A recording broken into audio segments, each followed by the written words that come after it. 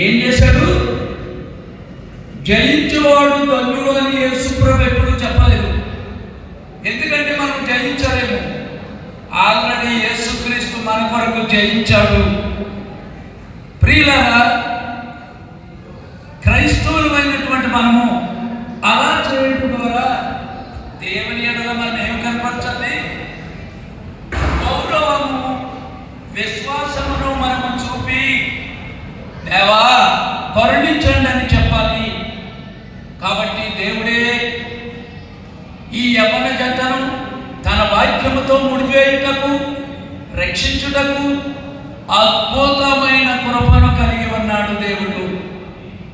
ఆ దేవుడు ఈ నూతన వధూవరులకు ఆ నిత్య జీవమును అనుగ్రహిస్తాడు, అద్భుతమైన కృపను అనుగ్రహిస్తాడు. అయితే ఇప్పటి వరకు ఎలా ఉన్నాడు? జోసెఫ్ ఒంటరిగా ఉన్నాడు. కానీ ఇప్పుడు సాటి అయిన సకలయాన్ని దేవుడు రెండవదిగా ఇచ్చాడు. ఇప్పుడు ఎంతమంది అయ్యారండి? ఇద్దరు.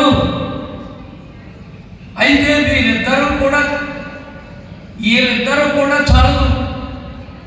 ఎవరి క్రైస్తవ వివాహం ఇది బయట ఉన్నటువంటి వారికైతే ఇద్దరు చేసుకుంటారు.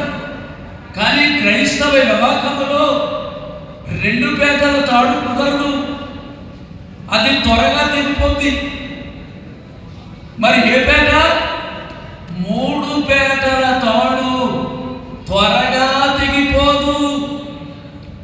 యవనస్తుడైనటువంటి జోసెఫ్ ఒకటి, రెండవది ఇక్కడ తన యొక్క భార్య.